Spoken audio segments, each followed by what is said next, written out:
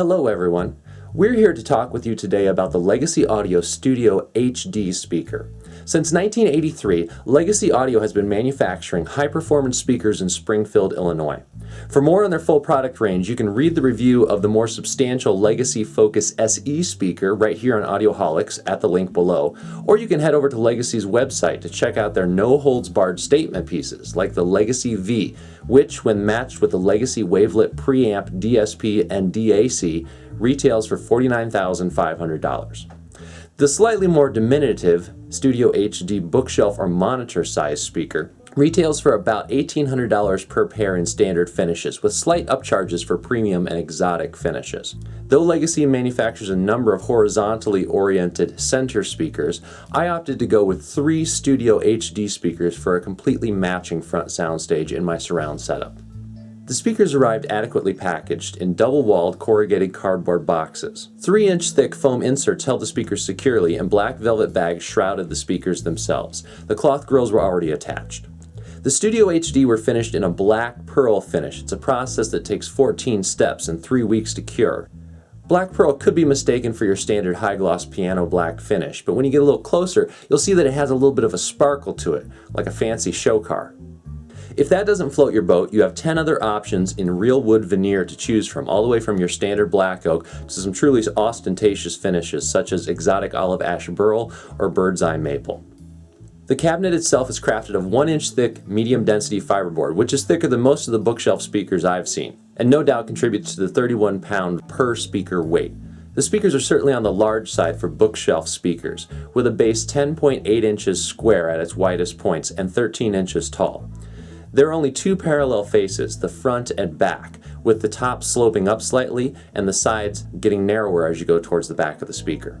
This serves to reduce internal standing waves, but also gives the speakers themselves some interesting angles. Internal bracing ties together the front, back, and side panels, making sure that even in a speaker this small we don't have any issues with resonance, and that bracing is notched to allow proper airflow through the rear port. Cloth grills are stretched over an MDF frame and are attached via plastic post, although these plastic posts are a little bit thicker than your standard post, almost 1/4 of an inch thick. And so the grill sits flush to the front of the speaker. You know that I'm a huge fan of magnetic grills, but in this case, at least the thick posts on the Studio HD signal that it should be pretty difficult to damage these. Looking at the driver complement also gives you a little bit of a clue as to where a lot of that 31-pound weight is coming from. These have a truly substantial 8-inch woofer. It's a woven graphite driver, and it's the exclusive property of Legacy Audio. It features a thick cast basket and is crossed over at 2.8 kilohertz. It also has a phase plug which is implemented to prevent acoustic interference across the large surface area of the driver. The tweeter is a 1-inch metal-encased AMT, or Air Motion Transformer driver. It operates like a small accordion, squeezing out high frequencies.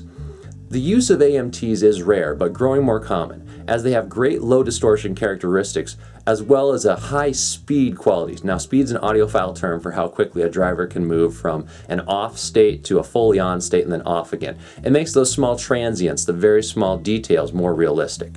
Moving around to the back of the Studio HD, you're going to find 2 pairs of binding posts, one for the high and low frequency drivers.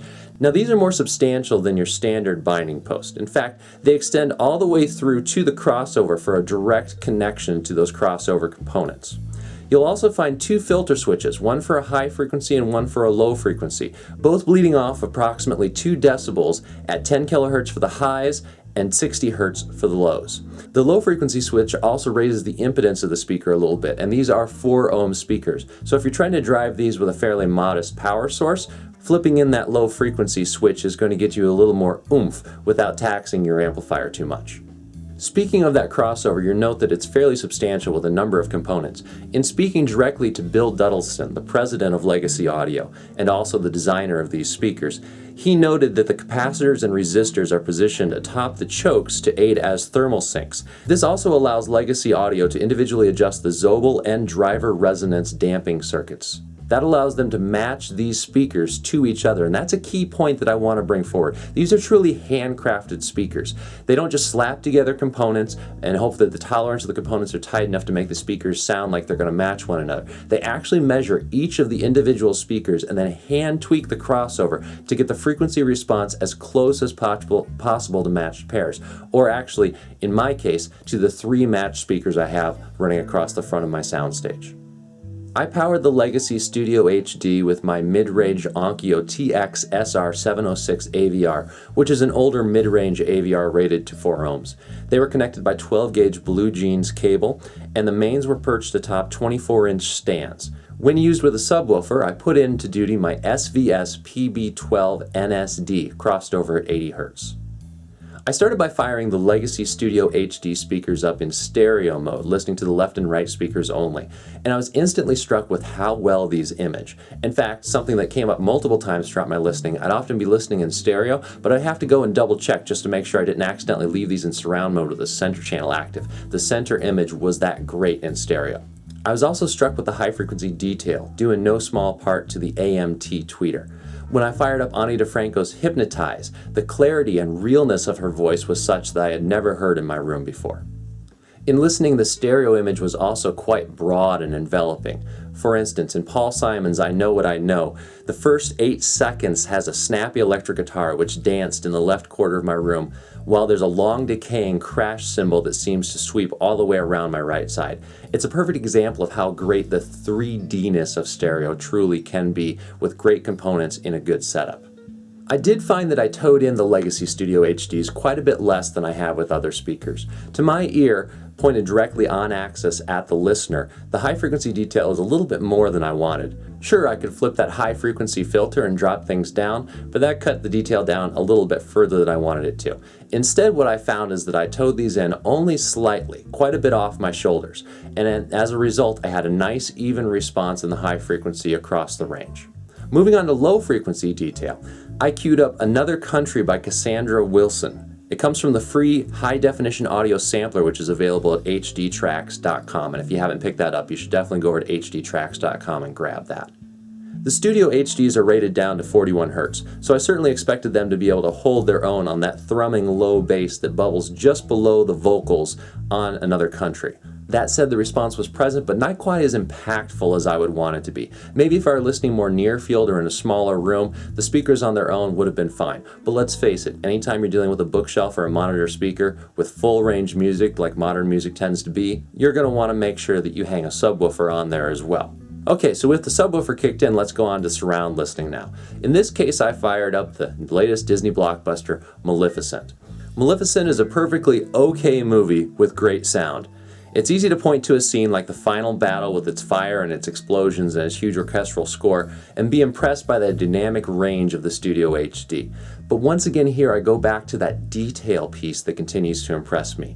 When there's footsteps walking down a hallway, you get this impression of this huge cavernous hall, then you're immediately transported there. When somebody throws a chain, it's like you can count every single link of the chain as it hits the floor. Clank, clank, clank, clank. It's that accurate. You'll want to go ahead and go to Audioholics to pull up the full review for the full spectrum of measurements. But what we have here is the average response across a window that measures 30 degrees horizontally and 15 degrees vertically. This is certainly not an anechoic measurement, but it gives you a pretty precise picture of how you can expect these speakers to perform in the room. Now I'd like to wrap up by saying that these are amazing speakers and leave it at that. But y'all wouldn't let me off the hook if I did that. So let me just say this. The detail and imaging that I got out of these speakers in my room is the best that I've heard in my space, period. The dynamics are on par with the best.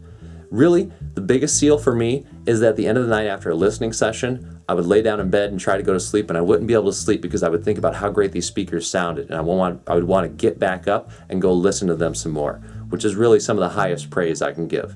I also want to talk about the value proposition of these speakers. And I know that some of you are saying at $1,800 per pair, how could these be value-oriented speakers?